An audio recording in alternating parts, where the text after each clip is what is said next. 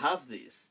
And it's interesting that, you see, now there seems to be this new branding of Islam in the Indian subcontinent. And I personally don't like it, if I'm going to be honest. But I mean, who cares what I like or don't like? But there seems to be this new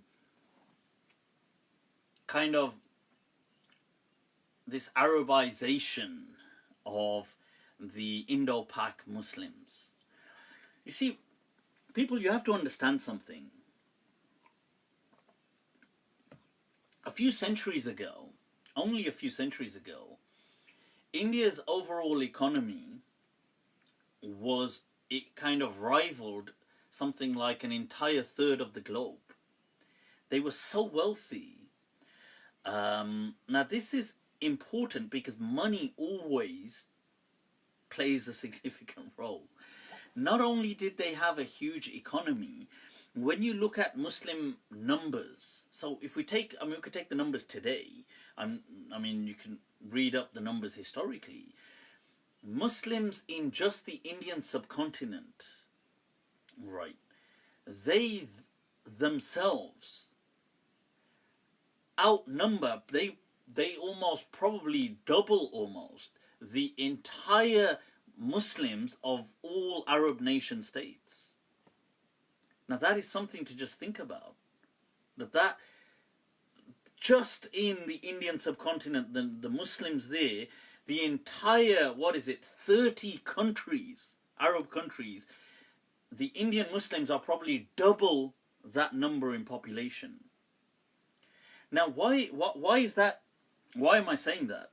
You see, I'm saying that because the Indian Muslim, and by the Indian Muslim, I mean the Indo-Pak Muslim, today including Pakistan and let's say Bangladesh, and maybe Sri Lanka, and that whole kind of Indian subcontinent. These Muslims historically kind of saw themselves as slightly distinct. They were where they were. They never considered themselves to be a part of the Abbasids or the Umayyads or the Ottomans in that case. And this is all propaganda, by the way, that, you know, people say that the Mughals used to rape the Ottomans. I really doubt it. That people like, you know, Jalaluddin Akbar and these people they couldn't care less about the Ottomans. Maybe at certain times there would have obviously been diplomacy, you know, like you say something kind to somebody else. That always happens. But in the real world, they wouldn't care. They were self-sufficient. They weren't just self-sufficient. They were like a very incredibly wealthy empire. So, yeah, and the purpose of me saying this, I want to come back to this caliphate point as well, but the purpose of me saying this is there was a culture that people saw as natural. That Islam, because Islam's been in the Indian subcontinent for, arguably, from the 1st century, in some parts of it, you know, of the Prophet. So from that time, we're talking about under the, you know, the instructions of Hajjaj, you've got Muhammad ibn Qasim, who reaches Sindh. So the point is that these people have a culture which was a very naturalistic kind of, like, it was a very in sync, in harmony with the other cultures around it. But now there seems to be this push for, like, clear kind of us versus them, separate. To look, Muslims obviously religiously they're separate from Hindus, but they are still in essence the same people. But now there's this push to say that no, they are, you know, we were never the same people to begin with.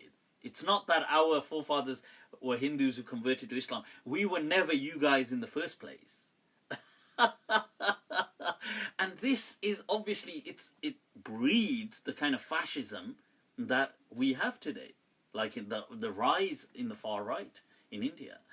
So yeah, and recently there's all this push to get rid of more Persian words and replace them with Arabic words, and pure, like, kind of like the you know the Gulf Islam, importing a lot of Gulf Islam. So like women, you know, wearing, like, let's say black, kind of burqas, and not only wearing black, but then changing the style of the hijab to the Gulf style of the hijab, and replacing words.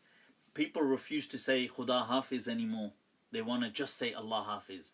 And I know there's nothing wrong in saying that, but when people try and stamp these things, I feel that there's a lot of politics at play, that's all.